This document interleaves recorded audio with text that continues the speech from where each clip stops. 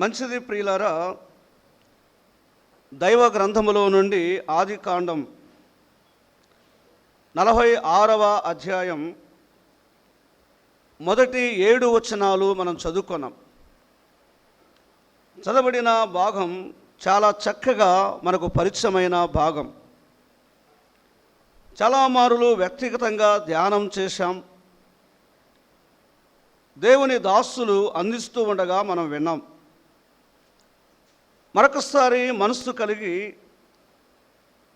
దేవుని మాటలు ఆలకించి మేలు పొందాలని ప్రేమతో తెలియచేస్తూ ఉన్నాను. ఈ చదవబడిన భాగములో ప్రత్యేకంగా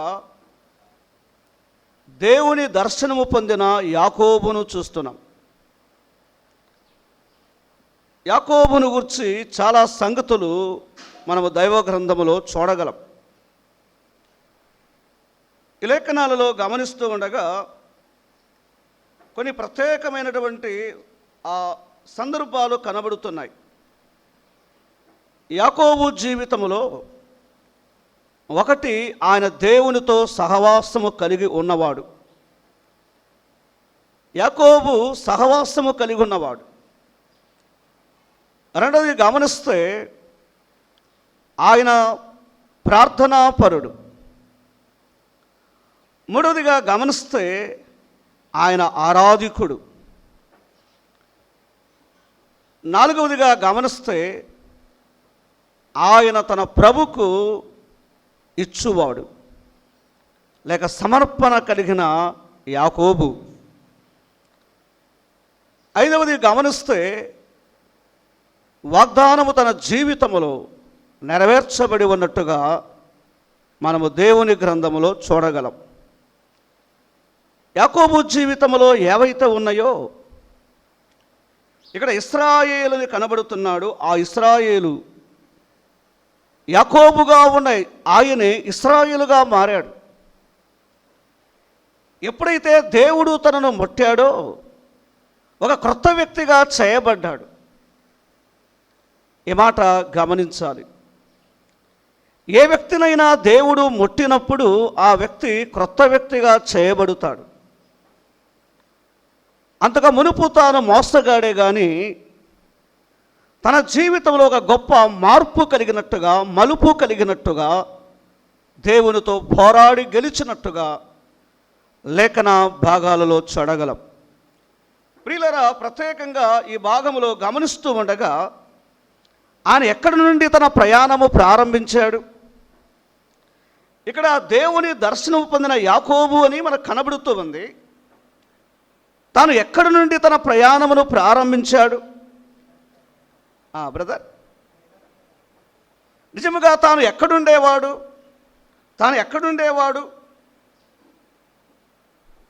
ఆయన ఎక్కడి నుండి తన ప్రయాణాన్ని ప్రారంభిస్తున్నాడు? ఒక మాట చదువుకుందాం. ఆదికాండం 37వ అధ్యాయం 14వ వచనం. 37వ అధ్యాయం 14వ వచనం త్వరగా చదవండి.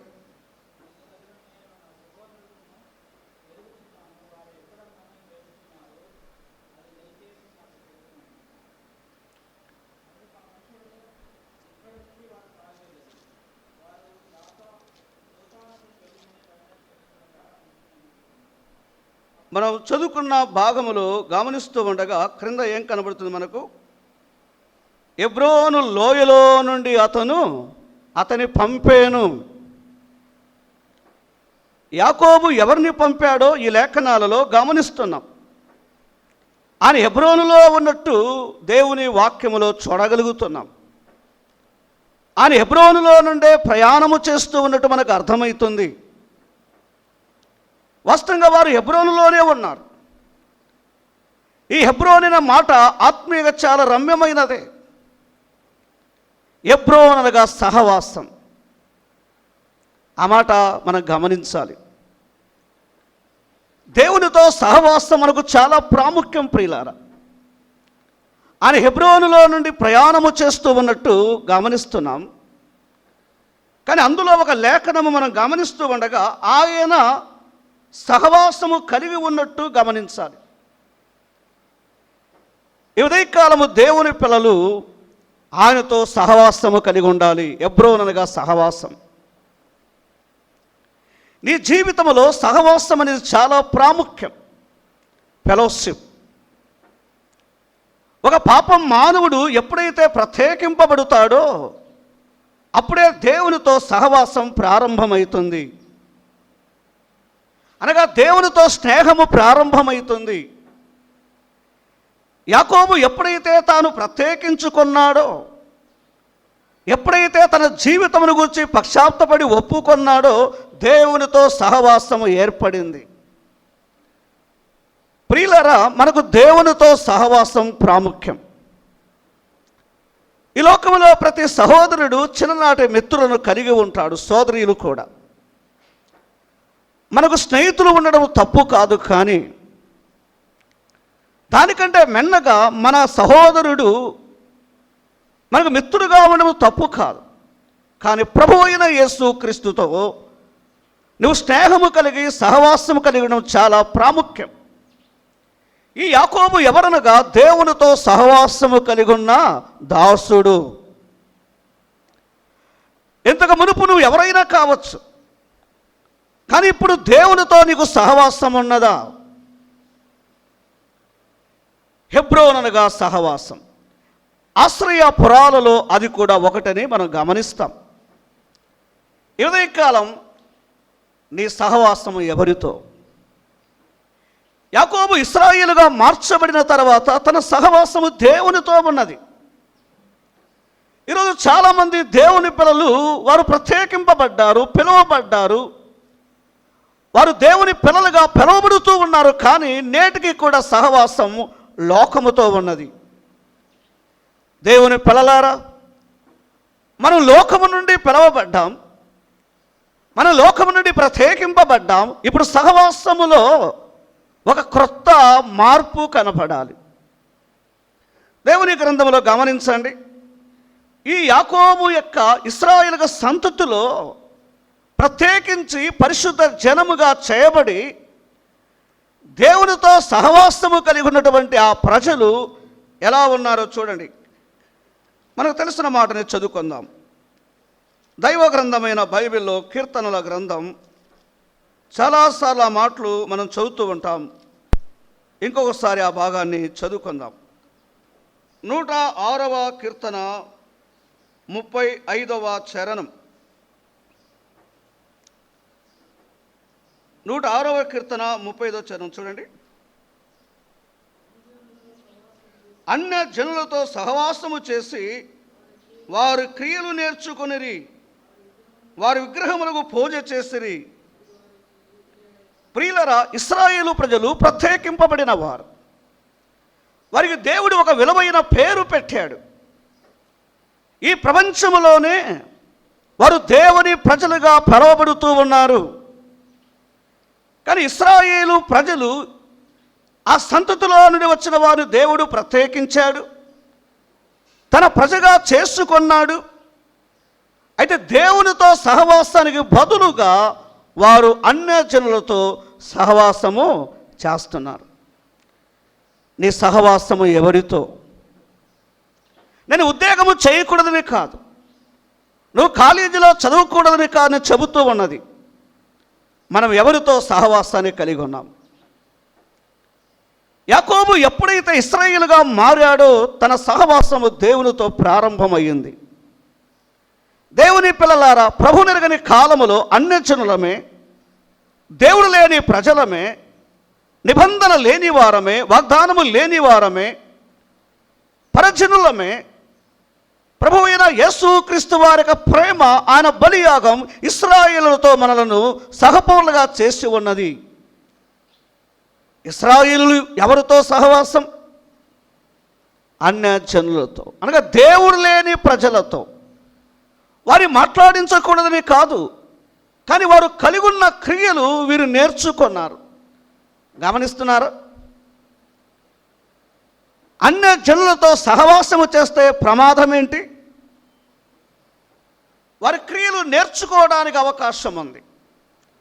ప్రారంభంలో భక్తి కలిగినటువంటి సహోదరులు, సోదరిమణులు క్రమక్రమేణా తమ ఆత్మీయ జీవితంలో డౌన్ కావడానికి కారణం ఏంటి? ఈ లోక స్నేహమే ప్రియులారా. నీవు ఎవరితో సహవాసం చేస్తున్నావు? హెబ్రోన్ అనగా సహవాసం.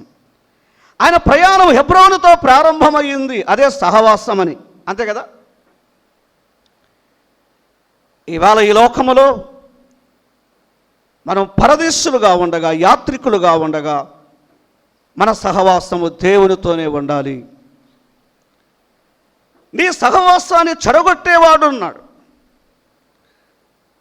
నీ దేవునితో సంబంధము లేకుండా, సహవాసము లేకుండా నిన్ను పాడు చేసే దుష్టుడు ఉన్నాడు. అందుచేత నీ అనుదిన జీవితంలో నీ సహవాసాన్ని కాపాడుకోవాలి. ఇశ్రాయేలుగా మారిన తర్వాత ఆయన దేవునితో సహవాసము కలిగి ఉన్నాడు. కానీ ఇశ్రాయేలులు వారు ఎవరు? చూడండి, నిర్గమాకాండం 19:6. తెలిసిన మాటని చదువుకుందాం. నిర్గమాకాండం 19:6 త్వరగా చదవండి.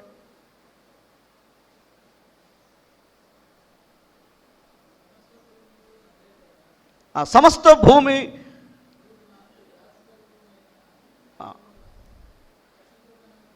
ఇశ్రాయేలు ప్రజలు గొప్పవారని కాదు, అయినా వారిని ఆయన ప్రత్యేకించాడు, స్వకీయ సాంపత్యముగా చేశాడు, తన సొత్తుగా చేసుకున్నాడు. వారికి ఆయన పేరు పెట్టాడు, మీరు పరిశుద్ధ జనము. దేవుని పిల్లలారా, పరిశుద్ధులుగా మన సహవాసము ఎవరితో? ఇశ్రాయేలు పరిశుద్ధులు, కానీ మనం ఆదికాండం 46లో చదువుతూ ఉండగా ఇశ్రాయేలు హెబ్రోనులో నుండి ప్రయాణం. ఈ పాడైన లోకములో నీ ప్రయాణము ఎవరితో? నీ సహవాసము ఎవరితో? ఒక యాత్రికుడుగా ఈ నాశనకరమైన పొరము నుండి పరమపురికి వెళ్ళాలి అంటే మన సహవాసం ప్రభుతోనే ఉండాలి. ఈ ప్రయాణములో కష్టాలు ఉన్నాయి, అవమానాలు ఉన్నాయి, నిందలు ఉన్నాయి, కన్నీరు ఉన్నది, కానీ నడిపించే ప్రభువు ఉన్నాడు. ఈ లేఖన భాగాలలో యాకోబును ఆయన నడిపిస్తున్నాడు. ఈ 46వ అధ్యాయములో ఇశ్రాయేలుతో మాట ఇచ్చిన వాడు తప్పకుండా ఆయన ప్రయాణములో ఆయన నడిపించే దేవుడుగా ఉన్నాడు. ఇంకొక మాట చెప్పనివ్వండి, అసలు సహవాసం అంటే, సహవాసం అంటే దానిలో ఉన్న ముఖ్య రహస్యం ఏంటంటే, నీవు సంపూర్ణముగా నీ ప్రభువు కొరకై సమర్పించుకోవాలి. ఆ సహవాసం అప్పుడు లోకం ఉండదు. అర్థమైందండి? నువ్వు ఎప్పుడైతే నిన్ను నీవుగా నీ ప్రభుకు సంపూర్ణముగా సమర్పించుకుంటావో, ఈ సమర్పణ అనే దానిలో రకరకాలు కనబడుతుంది. కొద్దిమంది ఫుల్ టైం మినిస్ట్రీకి వచ్చి సంపూర్ణంగా సేవకు సమర్పించుకుంటారు. కానీ నీ జీవితంలో నిన్ను ప్రేమించిన ప్రభు కొరకై నీ సమయాన్ని, నీ ధనమును, నిన్ను నేను ప్రభుకు సమర్పించుకోవాలి. తెలిసిన మాటని చదువుకుందాం. రోమాపత్రిక 12వ అధ్యాయం 1-2 వచనాలు చదువుకుందాం. చూడండి.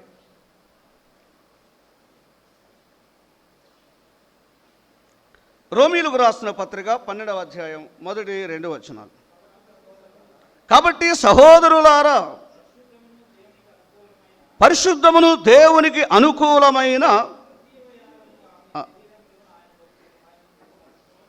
ఈ 46వ అధ్యాయంలో యాకోబు అనగా ఇశ్రాయేలుగా మారినటువంటి ఆయన దేవునికి సమర్పించుకున్నాడు. ఎప్పుడైతే తన బ్రతుకును ఆయన మార్చాడో, ఒక మోసగాడుగా, ఒక అపవిత్రుడుగా ఉన్న తన జీవితాన్ని మార్చాడో, తనను మార్చిన ప్రభుకు లోకము కొరకు కాదు, కానీ తన్ను ప్రత్యేకించి ప్రేమించిన ప్రభుకు తన్ను తాను సమర్పించుకున్నాడు.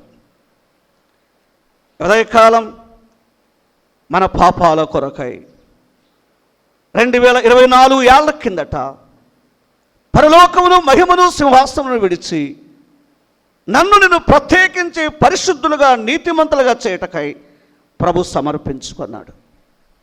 యోహాను 19:30 వచనములో తల వంచెను. యోహాను 8:7లో 11 తల ఎత్తిన ప్రభు యెషయా 53:7 ఆయన నోరు తెరవకుండా నా కొరకై నీ కొరకై సమర్పించుకున్నాడు. ఆయన కుమార క్రీస్తులో సహవాసము మనకిచ్చుటకై, తండ్రి దేవులలో మనకు సహవాసం ఇచ్చుటకై ఆయన నా కొరకు నీ కొరకు సమర్పించుకున్నాడు. సమర్పించుకున్న ప్రభుకు ఇవాళ నీవు నేను ప్రభుకు సమర్పించుకోవాలి. మన సమయాన్ని, మన జీవితాన్ని. ఆయనకు అదే అనుకూలమైనది. నీ సమర్పణలో పరిశుద్ధత, హోలీనెస్. ఎందుకనగా మన దేవుడు బి హోలీ గాడ్. నీ జీవితంలో కూడా పరిశుద్ధతనే ఆయన ఎప్పుడిప్పుడు కోరుకునేది. ఇశ్రాయేలుగా మారాడు. ఇక్కడ సమర్పించుకున్నాడు అర్థం ఏంటంటే తన ప్రయాణం ప్రభు కొరకై ప్రారంభించాడు. నీ సహవాసం, నీ ప్రయాణం ఎవరి కొరకు? కొంతమంది టూర్ చేస్తున్నారు వారు ఎంజాయ్ చేయడానికి. నీ ప్రయాణములో, నీ యాత్రా దినములలో నీ ప్రభువు కొరకై ప్రయాణము చేయాలి. ఆయన కొరకు నడవడం, ఆయన కొరకు పరిగెత్తడం, ఆయన కొరకు పరిచర్య చేయడం, ఇదే మన ప్రయాణం. ఈ ప్రయాణములో ఇది స్వార్థం లేనిది, కానీ టోటల్ సరెండర్. యాకోబు సరెండర్ అయిపోయాడు. దేవునితో నీ సహవాసం ఎలా ఉంది?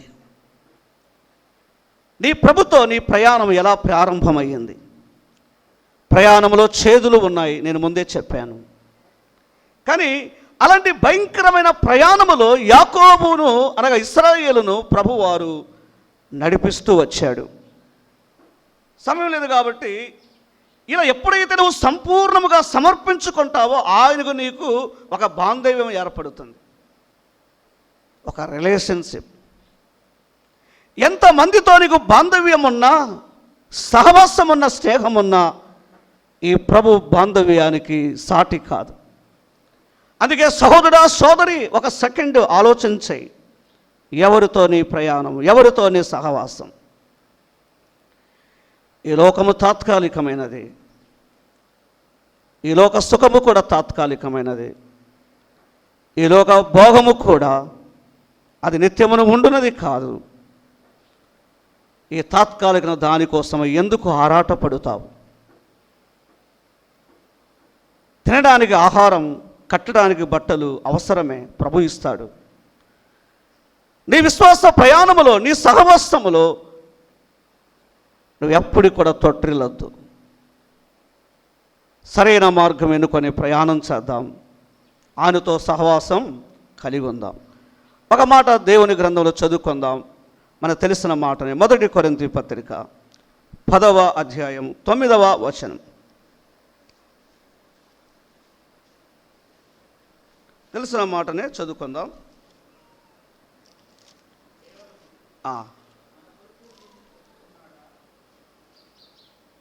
చదవండి బ్రదర్. 9వ వచనం. మన ప్రభువు అయిన యేసు క్రీస్తును తన కుమారుని సహవాసమునకు మిమ్మును పిలిచిన దేవుడు నమ్మతగిన వాడు. God is faithful. నమ్మతగిన దేవుడు. ఎందుకు ఇశ్రాయేలు ఆయనతోనే సహవాసము చేయాలనుకున్నాడంటే ఆయనను పిలిచినవాడు నమ్మతగినవాడు. ఈవేళ నిన్ను పాపములో నుండి పిలిచి పరిశుద్ధులుగా చేసిన ఆయన నమ్మతగినవాడు. అందుకే 46వ అధ్యాయములో మనం చదువుతూ ఉండగా 2వ వచనములో ఏమంటున్నాడు? అప్పుడు రాత్రి దర్శనముల యందు దేవుడు యాకోబు యాకోబు అని ఇశ్రాయేలును పిలిచాను. ఈ భాగంలో గమనిస్తూ ఉండగా ఎన్నిసార్లు పిలిచాడు?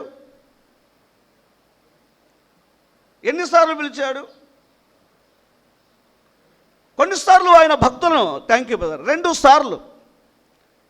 కొన్నిసార్లు దైవ గ్రంథములో ఆయన అలాగే పిలిచాడు. ఆయన యాకోబును పిలిచాడు. ఆదికాండం 22వ అధ్యాయం 11వ వచనములో ఆయన పిలుస్తూ ఉన్నాడు, అబ్రహామా అబ్రహామా అని ఇస్సాకును పిలిచాడు. నిర్గమా 3వ అధ్యాయంలో మోషేను పిలిచాడు. మార్తా మార్తా అని పిలిచాడు. సమూయేలును పిలిచాడు. ఇక్కడ 2 సార్లు పిలుస్తున్నాడంటే స్పెషల్గా మనం ఆలోచించాలి. దేవుడు కొన్ని మారులు ఆయన 2 మారులు పిలిచాడు. ఎందుకు పిలిచాడు? అది ముఖ్యమైన ఘటన అయినప్పుడు తప్పకుండా ఆయన నన్ను నిన్ను పిలుస్తాడు. ఇప్పుడు ఇశ్రాయేలుతో మాట్లాడడానికి పిలిచాడు. ఆయన తన దర్శనములో తాను ఏమైతే తనకు తెలియచేయబోతున్నాడో ఆ ఉద్దేశాన్ని, తనతో ఇచ్చిన మాటను ఆయన నెరవేర్చడానికై ఆయన తనను యాకోబు అని ఇశ్రాయేలుతో ఆయన మాట్లాడుతూ ఉన్నట్టు దేవుని వాక్యములో మనం గమనిస్తూ ఉన్నాం. ఈ భాగములో ఒక మాట మనం గమనిద్దాం. ఆయన పిలుస్తూ ఏమంటున్నాడు? 3వ వచనం చదవండి. ఆయన నేనే దేవుడను, నీ తండ్రి దేవుడను, ఐగుప్తునకు వెళ్ళుటకు భయపడకుము. ప్రియులారా, దేవుని యొక్క వాగ్దానం. దేవుడు ఇప్పుడు ఇశ్రాయేలుతో ఒక మాట ఇస్తున్నాడు. ఇప్పుడు నువ్వు ఐగుప్తుకు వెళుతున్నావు కదా, నువ్వు భయపడుకోము, నీతో నా తోడు ఉన్నది. డు నాట్ బి అఫ్రైడ్, నువ్వు భయపడుకోము, నీతో నా తోడు ఉన్నది. అంటే మనకేమనిపిస్తుంది? ఈ మాటను బట్టి మనకేమనిపిస్తుంది? చెప్పండి బ్రదర్. ఈ మాటను బట్టి మనకేమనిపిస్తుంది? యాకోబు భయపడుతున్నాడు కదా, ఇశ్రాయేలు భయపడుతున్నాడు కదా. మనుషులుగా మనం భయపడుతాం.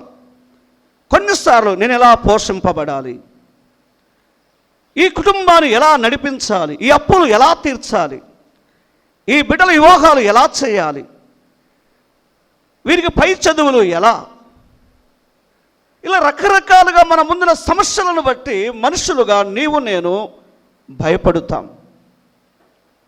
ఇశ్రాయేలుతో మాట్లాడుతున్న దేవుడు ఒక వాగ్దానము చేస్తున్నాడు, ఒక అభయం ఇస్తున్నాడు. ఇశ్రాయేలు నా కుమారుడా, నేను నిన్ను ఏర్పరచుకున్నాను, నువ్వు నా సేవకుడవు, నువ్వు భయపడుకోము. నువ్వు నా సేవకుడవు, నా సేవకురాలివి, నువ్వు భయపడుకోము. మన దేవుడు భయములో ఉన్న మనలను ఆయన ఆదరించే దేవుడు. భయములో ఉన్న మనలను ఆయన ఓదార్చేవాడు. నువ్వు ఎప్పుడైతే ఆయనను చూస్తావో, ఆయనను వెంబడిస్తావో, ఆయనతో సహవాసము కలిగి ఉంటావో, ఆయన నీతో కూడా ఈ మాట ఇస్తాడు. అర్థమైందా? మనం చేయబోతున్న ప్రతి పనిలో ఆయన పరిమాణం, ఆయన ప్రమేయం ఉంటుంది. అందుకే నువ్వు వెళ్ళు అని చెబుతున్నాడు. కొన్నిమార్లు దేవుడు నాకు నీకు ప్రేరేపణ ఇస్తాడు. ఒక పనికి పూనుకొన్నప్పుడు అది నీతో నాతో కాదు, కానీ ఆయన మాట ఇచ్చాడు కదా. మాట ఇచ్చిన వాడు చేయక మౌనునా? ఆయన మాట ఇచ్చి తప్పడానికి మనుషుడు కాదు కదా. మనుషులైతే మాట ఇస్తారు, తప్పుతారు. మన దేవుడు మాట ఇచ్చి తప్పేవాడు కాదు. ఆయన మాట ఇచ్చి నెరవేర్చేవాడు. నీకు ఒక భవిష్యత్తు ఉన్నది అని ఆయన నాతో నీతో చెప్పినప్పుడు తప్పకుండా దాన్ని నెరవేరుస్తాడు. మనుషులు మాట ప్రకారం నిలవకపోవచ్చు. చాలాసార్లు నా జీవితంలో, నీ జీవితంలో కూడా దేవునికి మాట ఇస్తాము కానీ తప్పుతాము. ప్రభువా, నా బ్రతుకు దినములన్నీ నీ కొరకే నేను జీవిస్తాను, నీ సేవకుడుగా, సేవకురాలిగా చాలు ఈ లోకం, ఈ జీవితం, ఈ బ్రతుకు అని మాట ఇస్తాం. మళ్ళీ మరలా మనం లోకంలోనికే వెళతాం. కానీ మన దేవుడు అలాంటి వాడు కాదు. భయపడుతున్న యాకోబుకు దేవుడు వాగ్దానం చేస్తున్నాడు, నువ్వు భయపడుకోము. అయితే ముందు ఏం చేయాలి? సంపూర్ణంగా సమర్పించుకోవాలి. నీవు నన్ను వెంబడించాలి, నాతో నీవు సహవాసం కలిగి ఉండాలి. అప్పుడు నీతో నా తోడు వస్తుంది. ఒక మాట చదువుకుందాం. 33వ కీర్తన 12వ చరణాన్ని చదువుకుందాం. 33వ కీర్తన 12వ చరణం.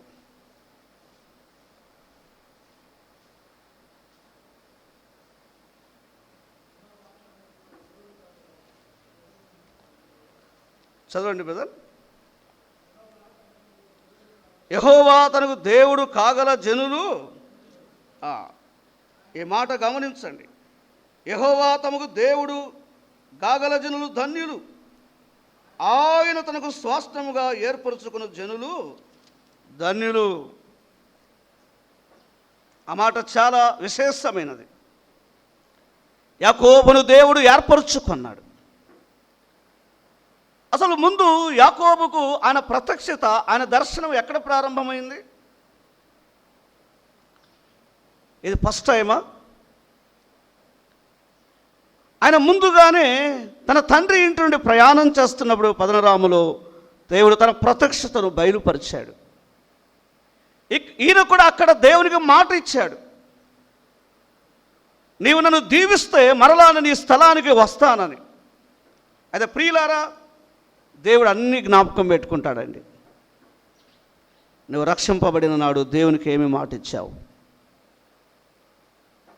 ప్రభా, నేను ఇక లోకంలోకి వెళ్ళను, మరలా పాపమురికి నాకు వద్దు అని నేను మాట ఇచ్చి దేవుని యొద్దకు వచ్చాము. మరలా అక్కడికి వెళ్ళుట న్యాయమా? అందుకే ఈ భాగములో నేనే దేవుడను, నీ తండ్రికి తోడుగా ఉండటం. నీ తండ్రి దేవుడు అంటే అబ్రహామునికి ఎలాగో నేను తోడుగా ఉన్నానో, ఇస్సాకుకు ఎలా తోడుగా ఉన్నానో, యాకోబు, ఓ ఇశ్రాయేలు, నువ్వు భయపడుకుము, నేను నీకు తోడుగా ఉండి నడిపిస్తాను. జనులు అనగా ఇక్కడ దేవుడు ఏర్పరచుకున్నవారని మనకు అర్థమవుతుంది. 33వ కీర్తన 12లో ఆయన చేత ఎవరైతే ఏర్పరచబడ్డారో ఒక ఇశ్రాయేలు మాత్రమే కాదు, ఇశ్రాయేలు ప్రజలు మాత్రమే కాదు, ఆయనతో ప్రత్యేకించబడి ఏర్పరచబడిన వారందరినీ కూడా ఆయన విడవకుండా వారికి తోడుగా ఉండి నడిపించినట్టుగా మన ప్రయాణములో కూడా దేవుడు తన సహాయమును అందిస్తాడు. మనకు కూడా ఆయన తోడుగా ఉంటాడు, ఆయన నడిపిస్తాడు, ఆయన బలపరుస్తాడని లేఖన భాగాలు మనకు అర్థమవుతున్నాయి. అసలు మొదటిగా ప్రత్యక్షమైనప్పుడే యాకోబుతో దేవుడు చెప్పాడు, నేను నీకు తోడుగా ఉండి మరలా తీసుకొని వస్తానని. అవునా కదా? ఆ మాట ఆయన నెరవేర్చినట్టు కూడా కనబడుతుంది. ముందుగా యాకోబు ప్రయాణములో దేవుడు తనతో మాట్లాడాడు. ఆ తలగడ రాయి పెట్టుకున్నప్పుడు ఆ దేవుడు మాట్లాడాడు. ఆ దేవుడు తనకు దర్శనమిచ్చాడు, ఆయన మాట ఇచ్చాడు, ఈయన కూడా మాట ఇచ్చాడు. అందుకే ఇశ్రాయేలు దేవునితో సహవాసం కలిగి ప్రయాణము చేస్తూ ఉండగా దేవుడు తనను జ్ఞాపకం చేసుకొని ఇప్పుడు ఒక మాట చెబుతున్నాడు, వాగ్దానం చేస్తున్నాడు, నీకు తోడుగా ఉంటాను. ఒక మాట చదువుకుందాం, మనకు తెలిసిన మాటనే. యెషయా గ్రంథము 43వ అధ్యాయం 1వ వచనం చూడండి. యెషయా గ్రంథము 43వ అధ్యాయం 1వ వచనం చూడండి.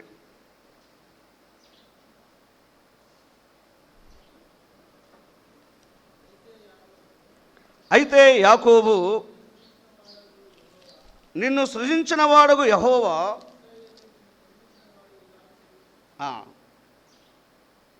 చదవండి బ్రదర్. నేను నిన్ను విమోచించి ఉన్నాను, భయపడుకుము, పేరు పెట్టి పిలిచి ఉన్నాను, నీవు నా సొత్తు. నీవు జలములలో బడి దాటునప్పుడు నేను నీకు తోడై ఉందును, నదులో బడి వెళ్ళునప్పుడు అవి నీ మీద పొర్లి పారవు. ప్రియులారా, నీ ప్రయాణములో నేను ఉన్నానని దేవుడు మాట ఇస్తున్నాడు. జలము, శత్రువులు నిన్ను వెంబడిస్తారు. నీ ప్రయాణములో ఆయనను నేను నిన్ను విడిచిపెట్టను, నీకు తోడుగా ఉంటాను. ఎందుకనగా నేను నిన్ను విమోచించాను. మీ తండ్రి అయిన అబ్రహాముతో నేను మాట ఇచ్చాను, మీ తండ్రి అయిన దేవునికి నేను మాట ఇచ్చాను. నిన్ను కూడా నేను ప్రత్యేకించాను, విమోచించాను, నేను ఇశ్రాయేలుగా మార్చాను. అందుకే నేను నీకు తోడుగా ఉంటాను. మన దేవుడు తోడుగా ఉండువాడని లేఖనాలలో అర్థమవుతుంది. ఎవరికి తోడు? తనతో. యెహోవా దేవుడు కాగల జనులు ధన్యులు, వారందరికీ ఆయన తోడు ఉన్నది. ఎవరైతే తన ప్రజలుగా ప్రత్యేకించబడతారో, ఏర్పరచబడతారో, ఒక ఇశ్రాయేలుకు మాత్రమే కాదు కానీ ఆయన జనులకు దేవుడు తప్పకుండా తోడుగా ఉంటాడు. ఈవేళ మనం గమనిస్తూ ఉన్నప్పుడు జలము లాంటి శ్రమలు మనం వెంబడిస్తున్నాయి. కానీ ఇశ్రాయేలుతో చెబుతున్నాడు, నువ్వు నదిలో పడి దాటునప్పుడు, అగ్ని లాంటి శ్రమలలో నువ్వు వెళుతూ ఉండగా నిన్ను కాల్చను, కానీ నేను మిమ్మల్ని విడిపిస్తాను, నేను మీకు తోడుగా ఉంటానని ప్రభువు మాట ఇస్తున్నాడు. చాలాసార్లు నిర్గమాకాండం 3వ అధ్యాయం చదువుకుంటాం. అక్కడ ఏం కాలిపోలేదు? పొద కాలిపోలేదు. ఎవరా పొద? ఇశ్రాయేలు ఐగుప్తులో ఉన్నారు, కానీ ఆ ఇనుప కొలిములో ఉన్నారు, కానీ కాలిపోకుండా వారిని బయటికి తెచ్చాడు. అగ్ని లాంటి శ్రమలలో నా ప్రభు, నీ ప్రభు ఆయన నడిపించువాడుగా ఉన్నాడు. అలాగైతే ఆయన నీతో నాతో తోడుగా ఉండగా, ఆయన మాట ఇస్తూ ఉండగా, ఉదయకాలం ఆ మాట యందు నీవు నేను కూడా విశ్వసించాలి. దేవుడు మాట ఇచ్చాడు, నీకు తోడుగా ఉంటానని. ఈ విషయంలో అనేక సార్లు నీవు నేను ఎలా ఉంటాం? చాలాసార్లు దేవుడు మాకు తోడుగా ఉన్నాడు, బలపరుస్తాడు, నడిపిస్తాడు, సహాయం చేస్తాడు, ఓదారుస్తాడు, ప్రేమిస్తాడు అంటాం, కానీ దాంతోపాటు ఏముంటుంది? మనకు అవిశ్వాసం అనేది మనతో ఉంటుంది. ఇశ్రాయేలు జీవితంలో దేవుడు ఒక మాట ఇచ్చాడు, ఇక నీ ప్రయాణములో విశ్వాసముతో నువ్వు బయలుదేరాలి. ఒక మాట చదువుకుందాం. లూకాసు వార్త 8వ అధ్యాయం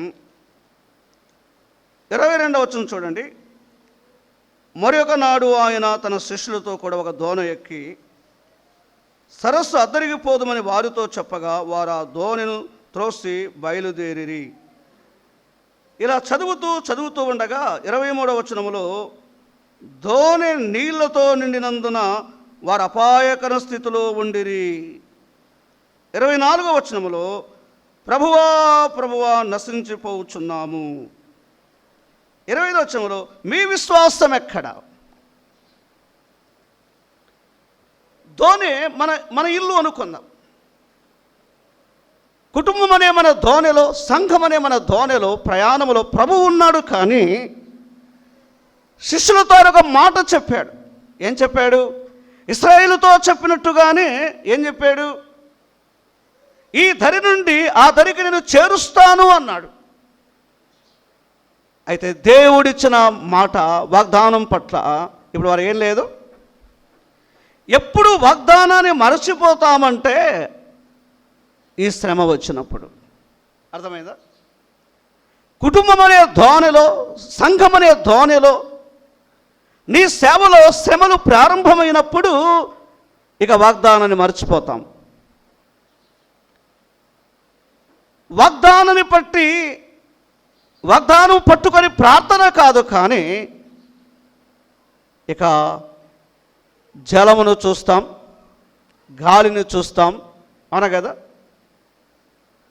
మన ముందున్నటువంటి తుఫాను లాంటి, ఈ గాలి లాంటి, జలము లాంటి శ్రమలను చూస్తాం, కానీ మనతో మాట ఇచ్చిన ప్రభు ఉన్నాడనే విశ్వాసం నీవు నేను మర్చిపోతాం. తెలిసిన విషయమే కావచ్చు, నీ విశ్వాస జీవితంలో ఎన్ని మారులు నీ ప్రయాణములో అవిశ్వాసముతో నువ్వు ఉన్నావు కదా. చాలాసార్లు కృంగిపోతాం. ఇశ్రాయేలు కృంగిపోకూడదని తన ముందున్నటువంటి ఈ జలము లాంటి సమస్యలలో, అగ్ని లాంటి శ్రమలలో తాను నిలవడానికై, ధైర్యముగా ఉండడానికై ముందుగానే దేవుడు ఒక మాట ఇచ్చాడు. ఇశ్రాయేలుకు మాట ఇచ్చాడు, ఆయన శిష్యులకు మాట ఇచ్చాడు, నాడు ఆయన సంఘముగా కూడా నాకు నీకు మాట ఇచ్చాడు, అవునా కదా? కానీ దేవుడు మాట ఇచ్చాడు, నిబంధన చేశాడు, వాగ్దానం చేశాడు, కానీ మన ముందు వచ్చే శ్రమలను బట్టి, ఈ అగ్ని లాంటి శ్రమల నుండి ప్రభు తప్పిస్తాడు అనే విశ్వాసం మనకు లేదు. ఇప్పుడేమన్నాడు? మీ విశ్వాసము ఎక్కడ? మీ విశ్వాసం ఎక్కడ? వాస్తవంగా నేనైనా మీరైనా మన విశ్వాసం కొన్నిసార్లు చాలా బలంగా ఉంటుందండి. విశ్వాసమే బలమైన విశ్వాసం అన్నట్టు కనబడతాం.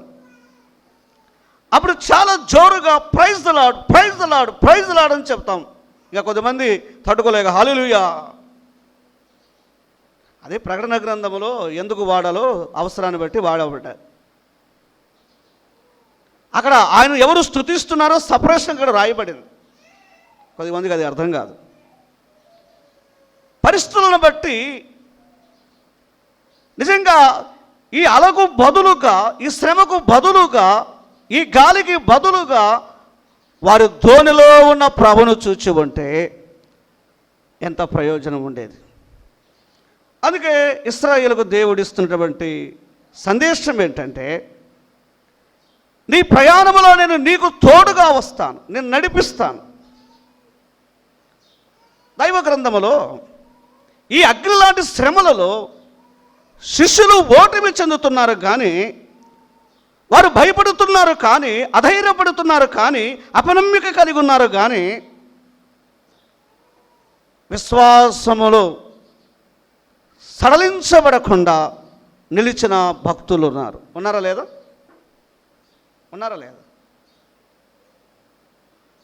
మనం ఆ మాట ఎరుగుదము, చదువుకుందాం. మీకు తెలిసిన మాటనే పాట సాయం కొరకు, అది మరలా మనకు వచ్చింది కాబట్టి చదువుకుంటున్నాం. చూడండి, దానియేలు గ్రంథం అనేక సార్లు ఆ మాట చదువుతాం. 2వ అధ్యాయం 17వ వచనాన్ని చూడండి.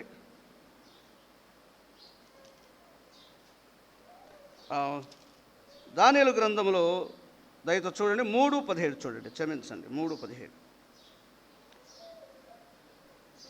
మేము సేవించుచున్న దేవుడు మండుచున్న వేడిమి గల ఈ అగ్నిగుండములో నుండి మమ్మను తప్పించి సమర్థుడు, మరియు నీ వశమున పడకుండా ఆయన మమ్మును రక్షించును.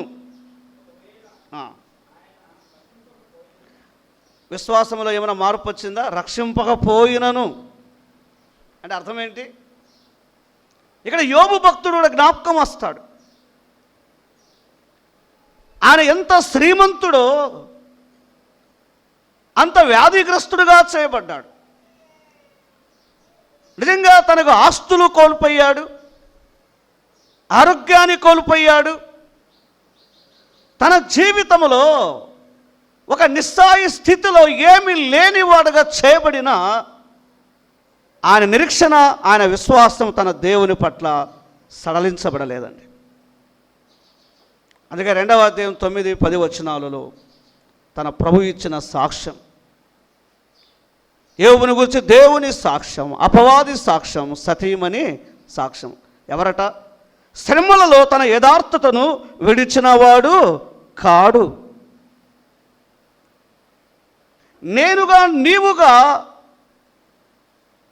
సంతోషం ఉన్నప్పుడు ఎంతైనా పాడుతాం, ఎంతైనా స్తుతిస్తాం, ఎంతైనా పరిగెత్తి పరిచర్య చేయవచ్చు. ఈ అగ్ని లాంటి శ్రమలలో, ఈ అవమానములో, ఈ నిందలలో, ఈ ఆర్థిక పరిస్థితుల్లో ప్రభు కొరకు నిలవగలమా? ఆశ్చర్యం ఏంటంటే 2 మాటలు చెప్పారు, రెండిట్లో వారికి విశ్వాసం ఉందండి. చెప్పండి ఏ విషయాలు? 3:17లో వారి విశ్వాసం ఏంటంటే, ఈ అగ్నిలో మమ్మల్ని కాల్చకుండా మా దేవుడు కాపాడగలడు.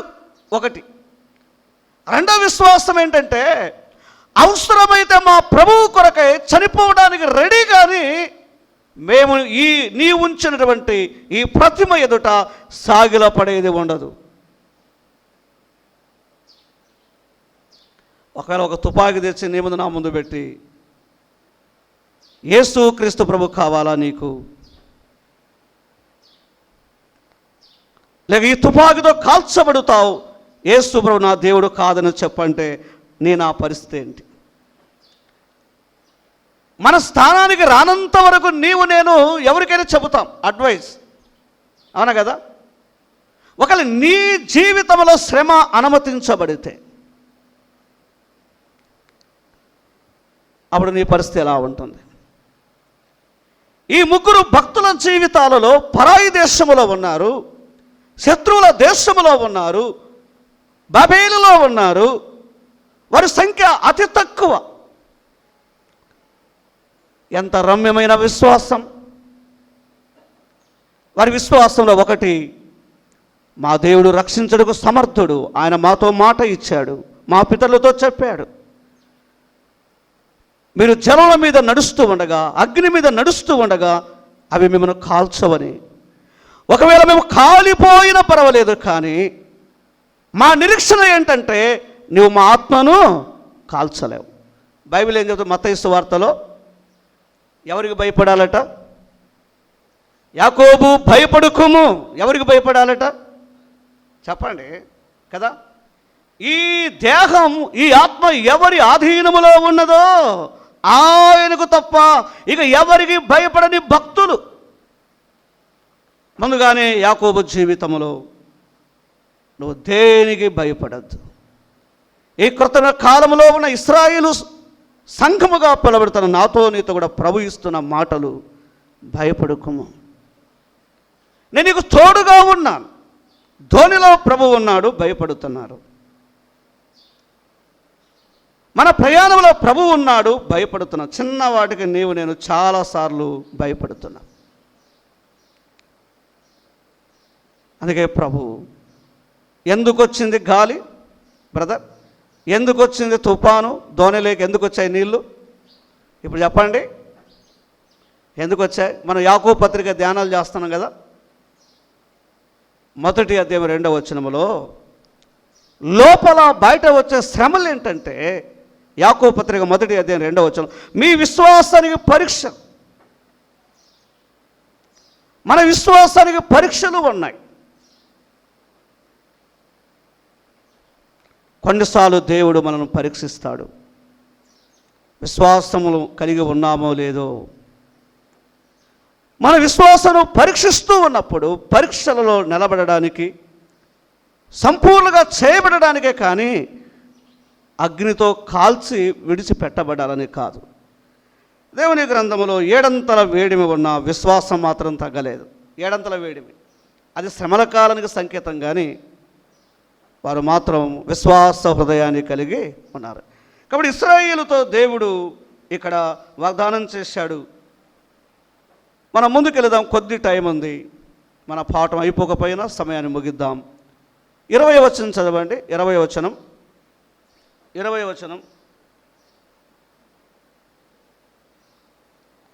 దానియేలు గ్రంథం 3:20.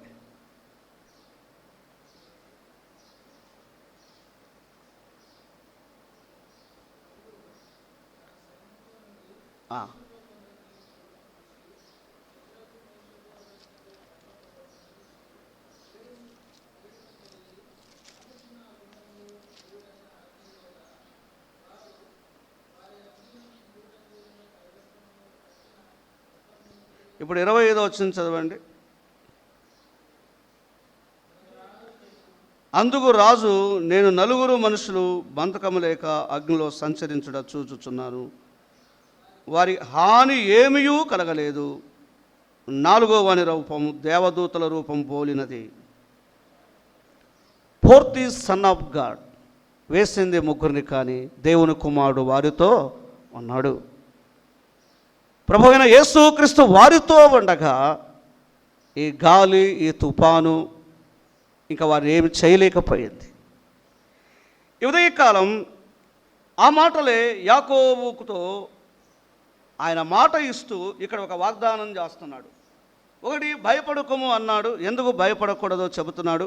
టైం లేదు కానీ అపొస్తలుల కార్యాలు 18వ అధ్యాయంలో కూడా 6 నుండి 11 వచనాలలో పౌలుతో భయపడకము, ఈ పట్టణములో అనేకులు నా కొరకు ఉన్నారు, భయపడకమన్నాడు ఆయన సేవలో. మత్తయి 28:19 యుగ సమాప్తి వరకు నేను ఉంటా, భయపడకమన్నాడు. సమయం లేదు కానీ ఇక్కడ ఇంకొక మాట చెప్తున్నాడు. నీతో కూడా వచ్చేదను అన్నాడు. ఆయన వస్తూ ఉన్నట్టు లేఖనాలు మనకు కనబడుతున్నాయి. నేను నిశ్చయముగా నేను తిరిగి తీసుకుని వచ్చేదను అనే దానికంటే ముందుగా ఆయన ఏం చెప్పాడంటే, నిన్ను గొప్ప జనముగా చేసేదను.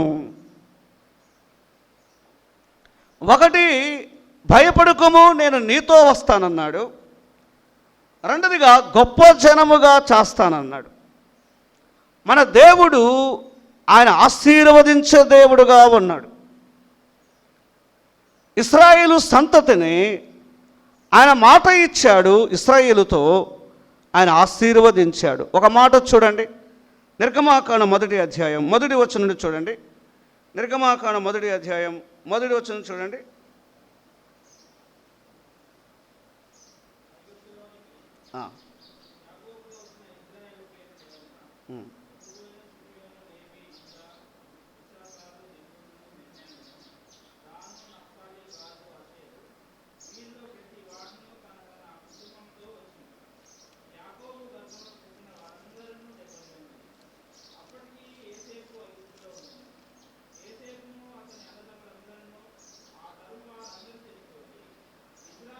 మనం గమనిస్తూ ఉండగా వారి ప్రారంభం ఎంత?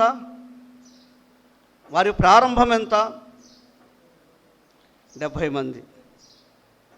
వారి విస్తరణ గమనిస్తే 6 లక్షలు. వారి ప్రయాణంలో ఎంతమంది? ఒక చోట 20 లక్షల సమూహముతో. కానీ చివరికి ఈ 6 లక్షల సంఖ్యలో మిగిలింది ఎంతమంది? అవి మన పాఠాలు కాదు. కానీ ప్రభు మాట ఇచ్చి తప్పకుండా నెరవేర్చాడు.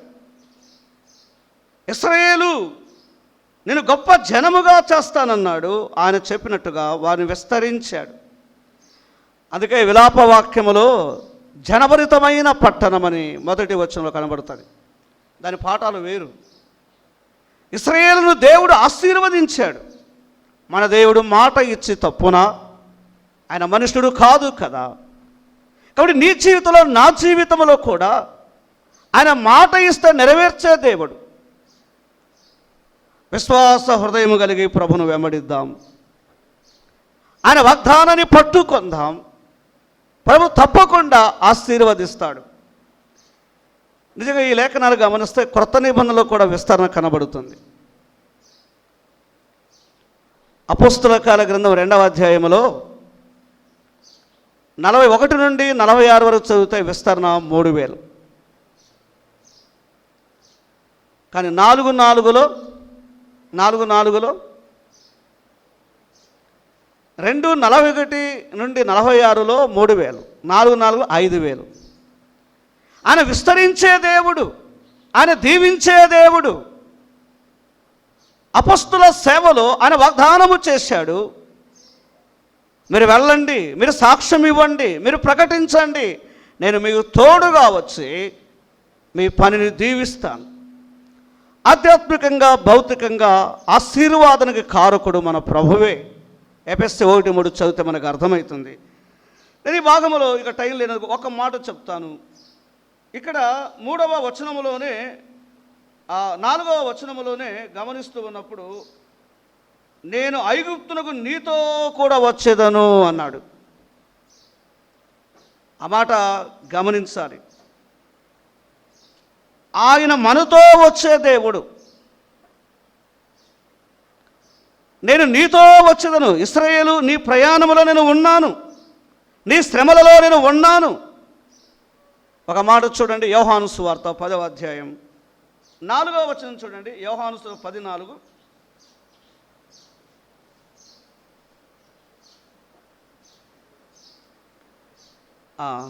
త్వరగా చదవండి, టైం అయిపోయింది.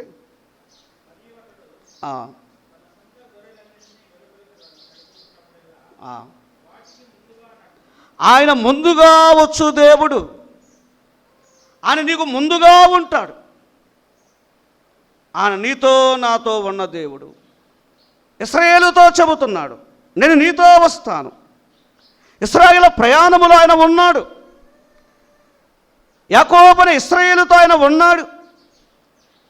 ఈవేళ నేను కూడా ఆయన కొరకు సమర్పించుకుంటే, ఆయన కొరకు అప్పగించుకుంటే ప్రభు నాతో నీతో వస్తాడు. మన సేవా జీవితంలో ఆయన మనతో ఉన్నాడా? ఆయన వాగ్దానము చేశాడు, ఆయన మాట ఇచ్చాడు, ఆయన తెలియచేస్తున్నాడు, నేను మీతో వస్తాను. ఎగ్జాంపుల్, యేసుక్రీస్తు ప్రభు ఈ లోకానికి వచ్చాడు. ఆయన పరలోకానికి వెళ్ళే సమయంలో ఆయన శిష్యులతో చెప్పాడు. ఏం చెప్పాడు?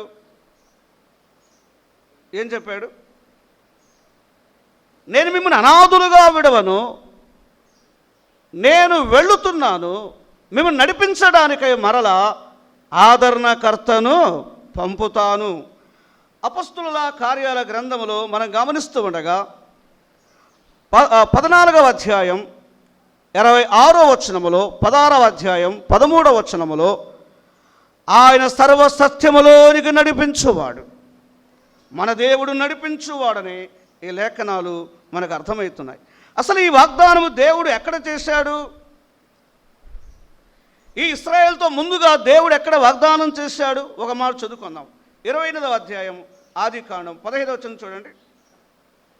28వ అధ్యాయం 15వ వచనం.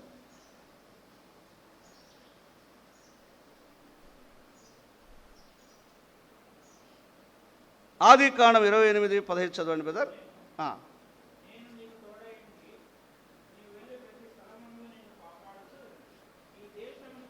ఆయన వాగ్దానము చేశాడు.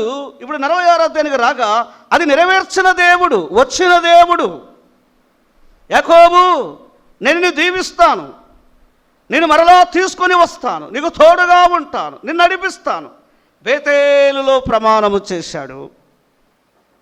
తన ప్రయాణం హెబ్రోనులో ప్రారంభమయ్యింది.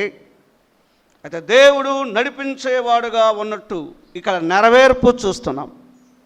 ఆత్మీయునిగా తలస్తే 2024 ఏళ్ల కిందట తన కుమారు క్రీస్తు ప్రభును లోకానికి పంపాడు. ఆయన వెళుతూ చెప్పాడు, నేను వెళుతున్నాను, అయితే నేను మరలా వస్తాను, అంతవరకు మీరు అనాథులుగా ఉండకుండా, ఎడబాపు కాకుండా నేను మీ కొరకై ఆదరణకర్తను పంపుతాను. యోహాను సువార్త 14:16లో చూస్తాం, 16:13లో చూస్తాం. ఆయన నడిపించడానికి వస్తాడు. ఈ మాటలు ఎప్పుడు చెప్పాడు? అపొస్తలుల కార్యాలు 1:4 గమనిస్తే ఆయన వాగ్దానము చేశాడు. 14వ వచనములో ఆ ఇంటిలో 120 మంది వాగ్దానము కొరకు కనిపెట్టి ప్రార్థన చేశారు. అదే 2వ అధ్యాయం 1వ వచనములో 50వ దినమున పెంతుకొస్తున్నాడు, పరిశుద్ధాత్ముడు వచ్చాడు. దేవుని క్రమం చూడండి. ఇశ్రాయేలు నిన్ను మరలా తెస్తానన్నాడు, నెరవేర్చాడు. నీకు తోడుగా వస్తానన్నాడు, వచ్చాడు. మరలా నీ సంతతిని దీవిస్తానన్నాడు, దీవించాడు. తన కుమారుని లోకానికి పంపినప్పుడు కూడా సంఘానికి మాట ఇచ్చాడు, తన శిష్యులకు మాట ఇచ్చాడు, ఆయన నెరవేర్చాడు. మరలా వస్తాననే భాగములో మనకు ఇంకొక సత్యం అర్థమవుతుంది.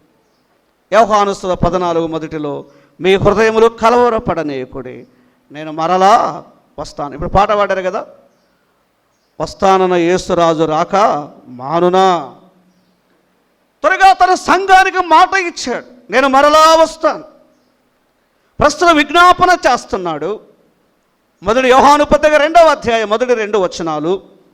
ఉత్తరవాదిగా ఉన్నాడు, యాజకత్వము జరిగిస్తున్నాడు.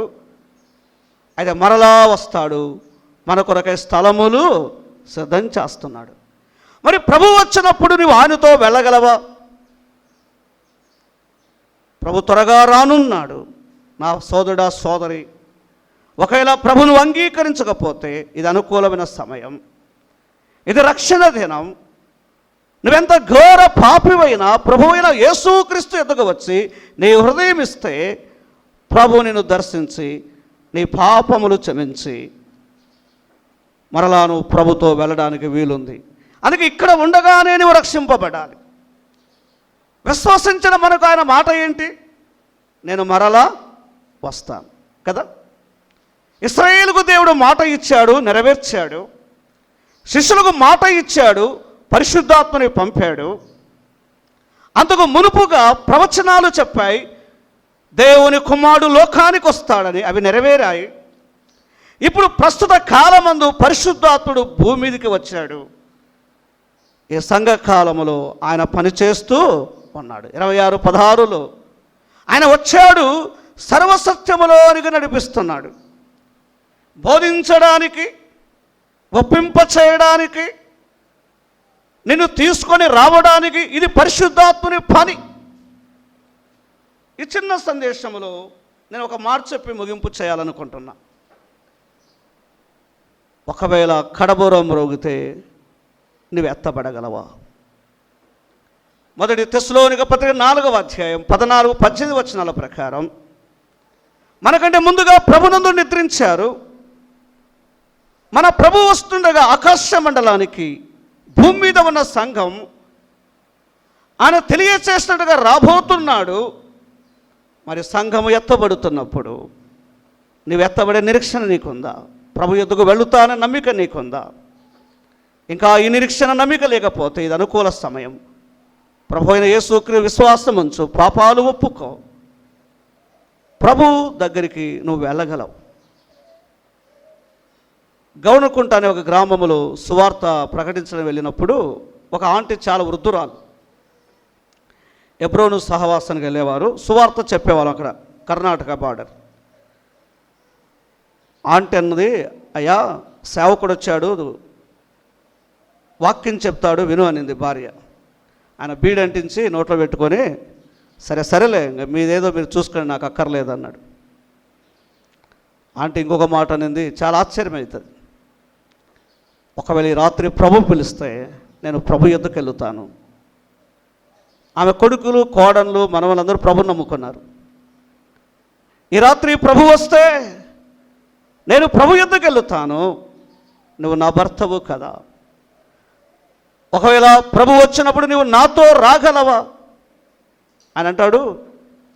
నీ కొంగు పట్టుకొని వస్తాపో నువ్వు అంటున్నాడు. ఆ రాత్రే ఆంటీ ప్రభు యొద్దకు వెళ్ళింది. ప్రియులారా, ప్రభు ఎప్పుడు వస్తాడో తెలియదు. నీ పాపము నిన్ను పట్టుకుంటుంది.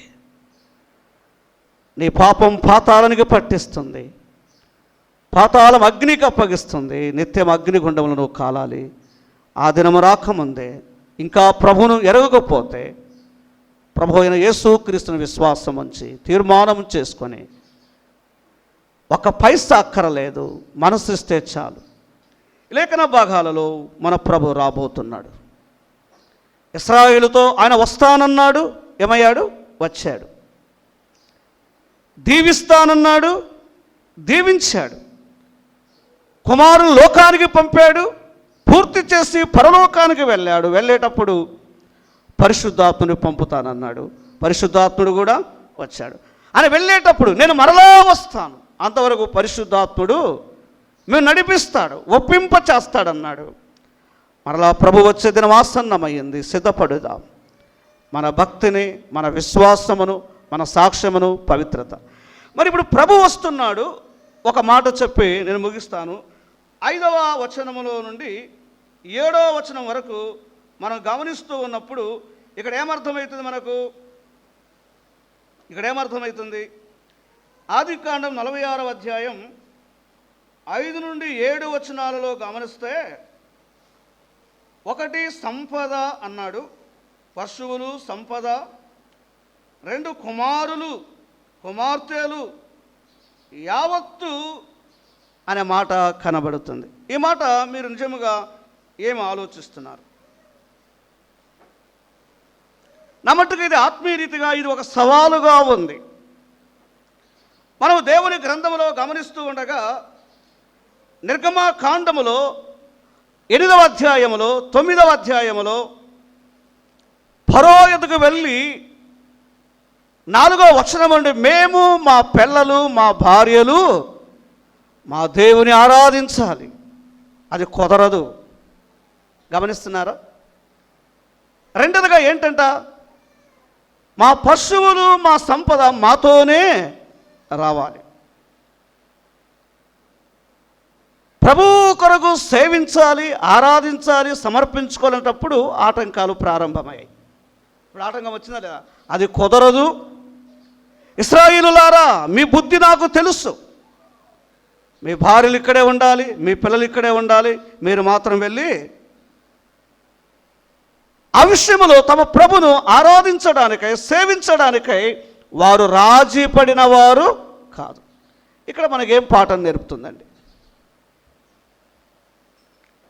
నీ విశ్వాస ప్రయాణములో, నీ ఆత్మీయ ప్రయాణములో కుటుంబముగా కలిసి ఒకటి ప్రభును ఆరాధించడానికి వెళ్ళాలి, అంతే కదా? యాకోబు తన కుటుంబమును, తన కుమారులను, తన పిల్లలను తీసుకుని వెళ్ళాడు.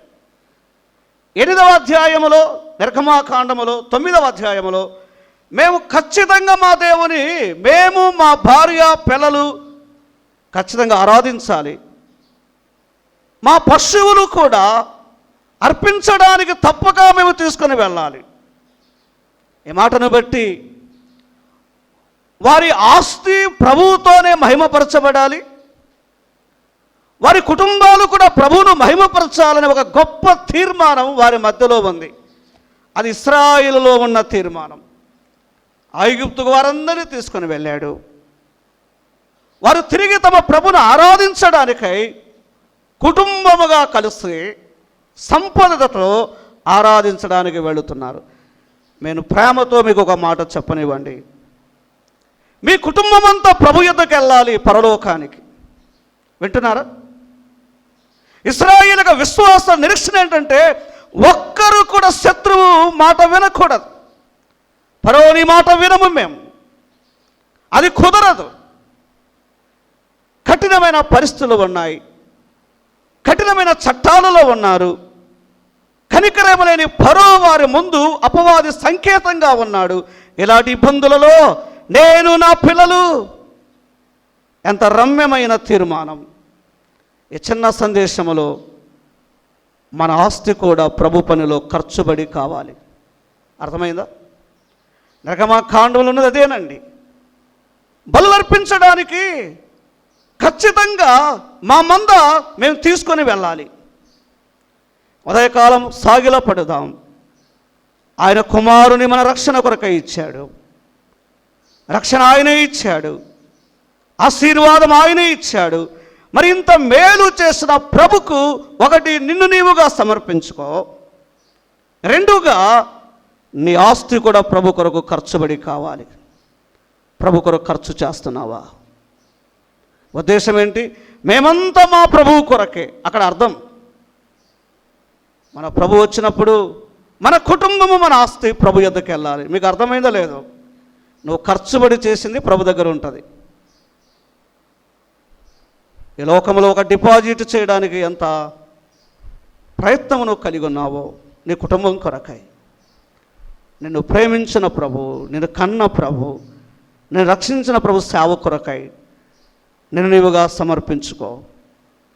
నీ ఖర్చుబడి నీ కుటుంబం నీ పిల్లలు ప్రభు దగ్గర ఒకరోజు నిలబడబోతున్నాం. కుమారుడా, నీవు నా కొరకు ఖర్చు చేశావు. కుమారి, నువ్వు ప్రేమించి అప్పు చేసి బంగారు కొనలేదు, కానీ నీవు ప్రేమించి నా కొరకై నీ జీవితాన్ని నీ సొమ్మునిచ్చావు. నేను నా కొరకు ఏమని చెప్పడం లేదు, మీరు అపార్థం చేసుకోదండి. అప్పు చేసి బంగారు కంటే అప్పు చేసి ఇక ఏది కూడా మనకొద్దు, కానీ మన రక్షణ మన పవిత్రత కాపాడుకొని ఉన్న వాటిలో సంతృప్తి కలిగి నేను నా కుటుంబం, నీవు నీ కుటుంబం, నీవు నీ పిల్లలు, నీ సంపద ప్రభు కొరకు సమర్పించుకొని వెళ్ళుదాం. ఇది నిలబడుతుంది, ఇది తుప్పు కొట్టదు, ఇది దొంగలించరు. సేవలో 100 ఖర్చు చేశావా? దానికి ప్రభు ఇవ్వబోతున్నాడు. ఇవాళ మనల్ని మనం ఇశ్రాయేలు వలె సమర్పించుకొని ఇశ్రాయేలు వలె ఒక క్రొత్త రూపానికి వచ్చి ప్రభు కోసమే సాగిపోటకు ప్రభువు తన ఆత్మ సహాయాన్ని మనకు అందించును. దేవుడు చిన్న సందేశం మన కొరకు దీవించును.